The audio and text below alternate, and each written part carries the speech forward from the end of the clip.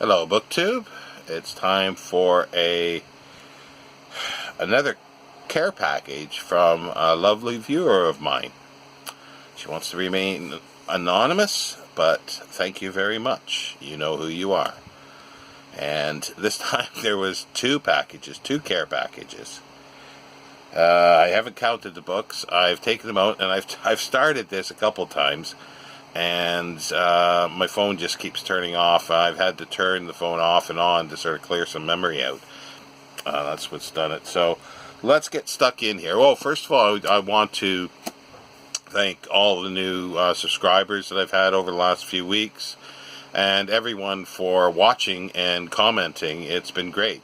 I know it's a very niche area of BookTube here, but I'm glad there's several people that enjoy what I'm doing. You won't see any glitz and glam here, and it won't be any fancy editing too. So if I make a gaffe, it stays in, or I refilm it. But anyway, let's get to my care package. Here is The World of C.P. Snow by Robert Gresham. It's a small, slim little book. It's by Scorpion Press, 1962. The front flap says that it's the first study of C.P. Snow to be published. And it's got a bibliography in the back, but it's more of a checklist than a bibliography, I would say. Well, it's a bibliography, but on the very light side of the bibliography side. It's really just an essay because it's like 30 pages. This year, it's a little essay, 30 pages long of text, which is wonderful, and it says it's the first one. I've never actually looked. I like C.P. Snow so much, I just don't know if there is a lot of critical apparatus and critical books, any literary criticism that's been written about him. This makes me curious now. I'm going to look and see if there is. Anyway, now we go to Without a Dust Jacket. It is a bibliography of James T. Farrell's writings, 1921 to 1957. And that was put together by Edgar Branch, University of Pennsylvania Press, 1959. And James T. Farrell was the author. Well, the ones I read is the Studs Lonergan stories, and there's a bibliography. Cool.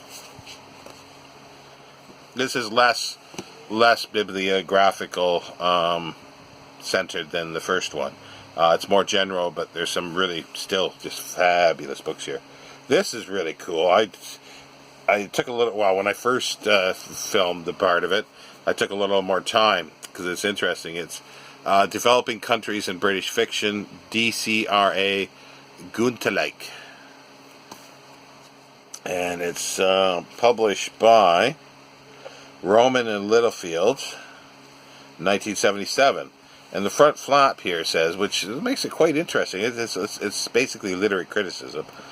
For the first time, a critic from the developing country studies extensively the British reactions to such countries in the context of the historical, political, and personal circumstances from which these reactions emerged. Dr. Guntelijk concentrates on the best of the fiction which embodies major British reactions to developing countries, which at the same time reflect their respective periods in important ways. Thus, he discusses mainly the reactions of Joseph Conrad to the Far East, Africa, and South America, of Rudyard Kipling and E.M. Forster to India, of D.H. Lawrence to Mexico and New Mexico, and of Joyce Carey to Nigeria. That sounds quite fascinating. And I wouldn't doubt it's probably the first time anybody's done it like that. Whether they've done it since then is another question. It doesn't say that this is sort of in a long line of things. It's just like for the first time, so we'll accept that for the moment. Now here's a nice big bio of Edmund Goss. I've read a few of his essays, or at least one, I think it was, and I've been reading them myself. I really like his essays, writing on books and authors from their articles. Some sort of book reviews, but he doesn't quite call them book reviews. This is by Alan Thwaite. It's a literary landscape, and it is published in 1984 by Secker and Warburg. It's quite big, with over 500 pages, with the 550 with the index, and it says here he's Edmund Goss's masterpiece, the one book by which he is still known to many readers, is Father and Son, published in 1907, when Goss was in his late 50s. This remarkable fragment of autobiography, a study in two temperaments, ends with Goss at the age of 17 as a clerk in the British Museum, and with his formidable evangelical father still dominating the boy's life. How was it that within a few years Edmund Goss was recognized by Rossetti as our youngest poet, and went on to become one of the most powerful, prolific, and influential men of letters of his time? The intimate friend of Swinburne, Robert Louis Stevenson, Henry James, Thomas Hardy, the confidant of politicians and statesmen, and early champion of Ibsen and Gide. Goss had, as one of his contemporaries said, a genius for knowing people. I've never read Father and Son. Until recently, I really only knew him through his poetry. I knew about Father and Son, but I've never read it. And I just, as I say, I started reading his essays and about books, and that's great. And having this is even better. Now here's a writer I do like, and I've been contemplating actually collecting first editions at some point. I've dipped my toe in, I got a couple things, but they're not very good condition. Might be difficult to get good quality of his books. It's Jerome K. Jerome. This is a critical biography by Joseph Connolly. It's very small, but apparently it's the first attempt at a biography in 1982. So that's interesting in itself. And it says, 3 Men in a Boat. You may know him from that, 3 Men in a Boat. That's translated into almost any language in the world. It's been in publication since 1889. And everybody that I've ever met, like people from Russia, even younger people, they know 3 Men in a Boat. Number of people from Africa, different countries, Egypt, Nigeria, South Africa, Gambia, and they all know Jerome K. Jerome, 3 Men in a Boat, which I think is really cool. Now, here's a nice little book. It's a nice little red buckram. It's a Cambridge. It says Cambridge Miscellany. I've never heard of these before. And it's got a number, Roman numeral 11. This is an 18th century gentleman.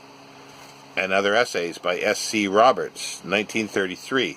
Originally published 1930, and then the Miscellany edition, 1933. And it's a lot about Johnson. So that will be quite interesting. This is really cool. It's something I would never ever thought of looking for with regards to book collecting and book about books. But definitely it's going to be very interesting, and if I saw it on the shelf, a bookshop, depending on the price, it would be something that I might very well pick up. And that's this here, Medical Books, Libraries, and Collectors, a study of bibliography and the book trade in relation to medical sciences.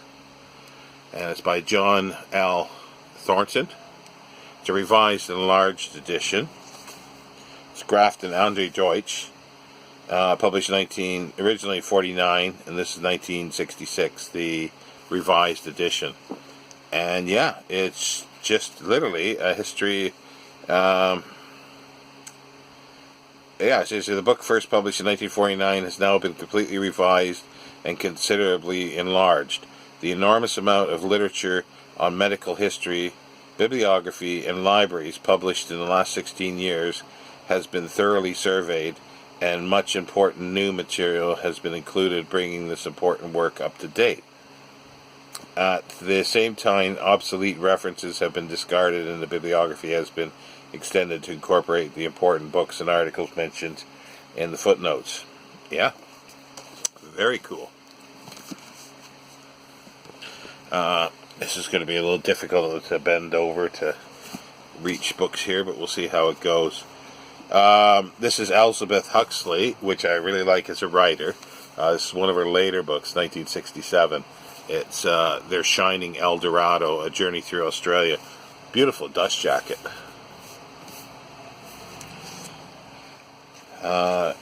I normally, this is Chatto Windus, 1967. I would pick this up any case because it's Elizabeth Huxley myself, if I saw it, but I generally don't bother with books about Australia. I've seen some over the years, but I'm not that interested in it, and it's just, again, I don't want to get too interested in it, but that is Elizabeth Huxley, so I am interested.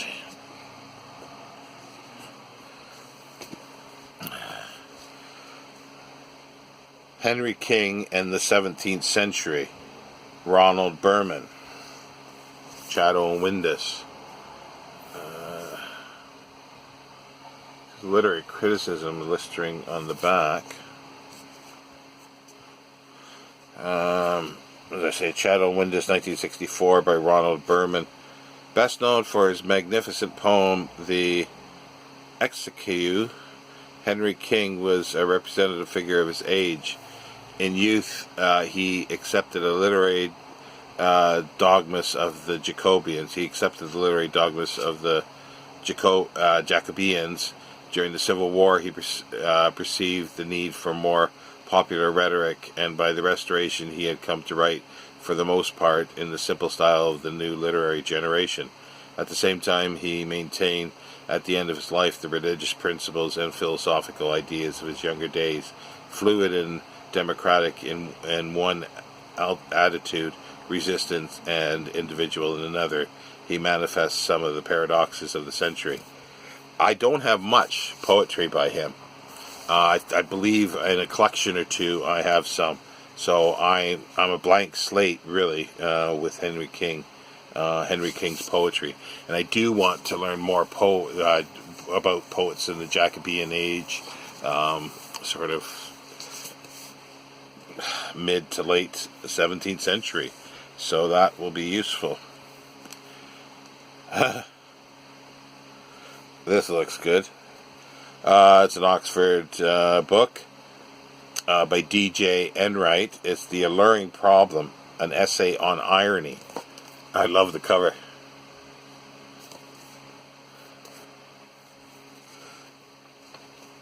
In this entertaining and ruleful book, D.J. Enright concerns himself not with the theories of irony, but with its practice as an attack or defense in both literature and life.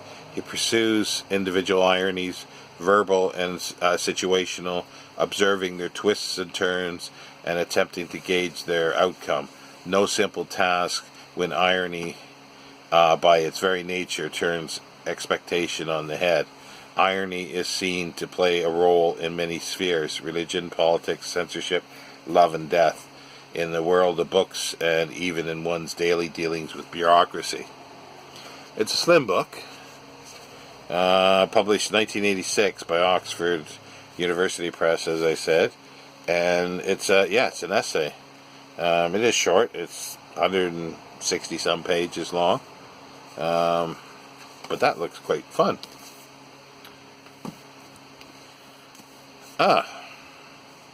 Okay, one for my silent film section. This is actually quite a good series of books. Well, it's D.W. Griffith, The Years at Biograph, by Robert M. Henderson. And this is a nice hardcover of it. Usually you see them in paperback. It's Farrar, Straus and Giroux, 1970. It's a whole series. Can't remember what the series is actually called.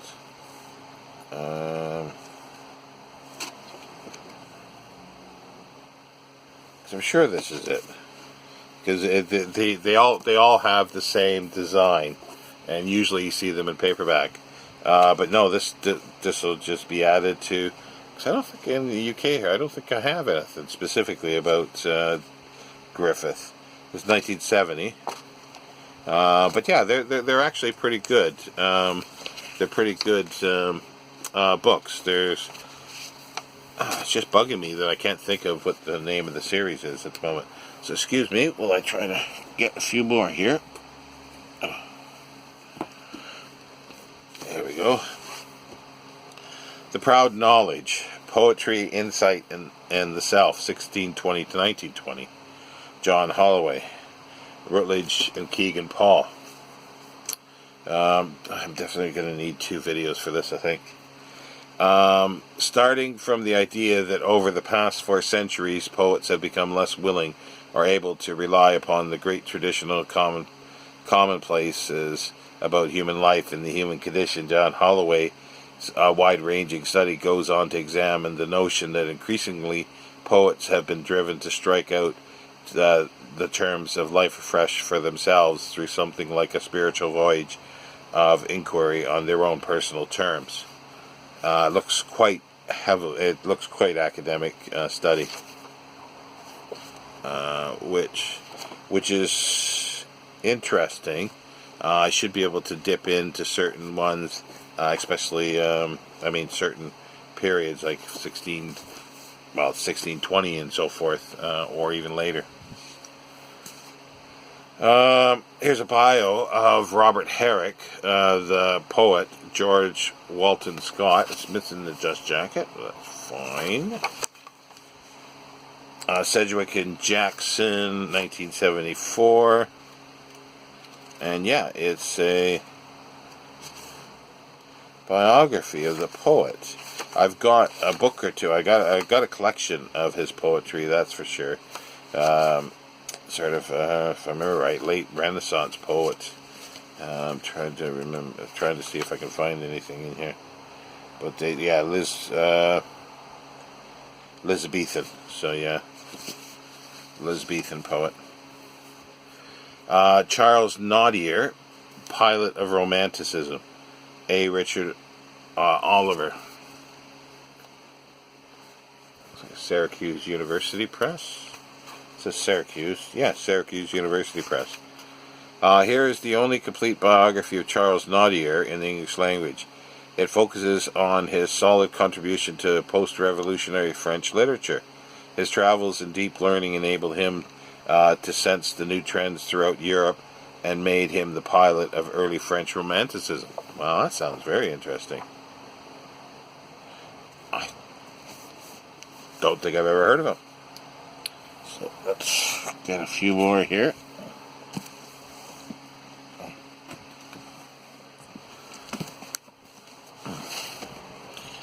This is kind of cool. It's a history of Haymarket Theatre, Theatre of Perfection by W. McQueen Pope. W.H. Allen, 1948. It's got a nice colored frontispiece, and it's got some interesting newspaper clippings pasted in, and the end papers are quite nice too. Different flyers, advertisement flyers. So yeah, so this is definitely goes into my London collection. Here is a biography. I think this is a sort of standard biography. There might be something newer. Look Homeward, Life of Thomas Wolfe by David Herbert Donald.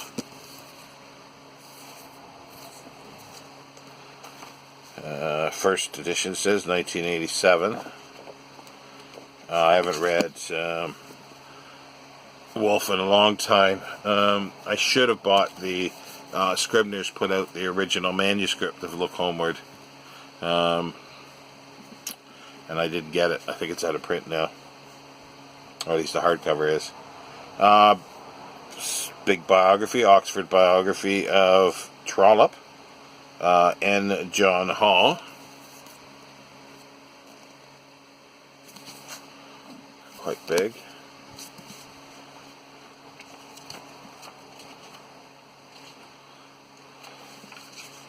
Uh, 1991. I might actually have another biography of him somewhere. Let's see if we can do a few more. I can reach them.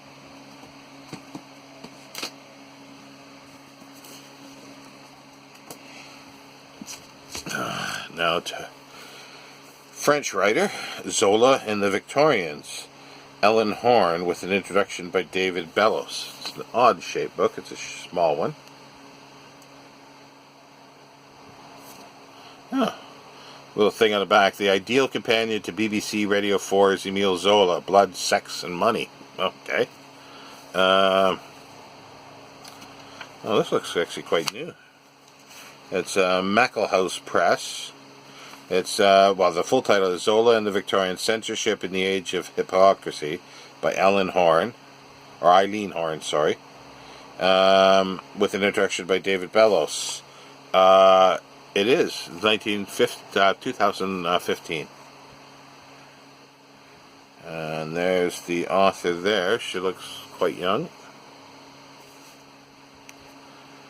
Spent 2 decades on a television producer of the UK, founding her own production company in 1997 and making more than 100 hours of drama. Among them 2 projects inspired by Zola.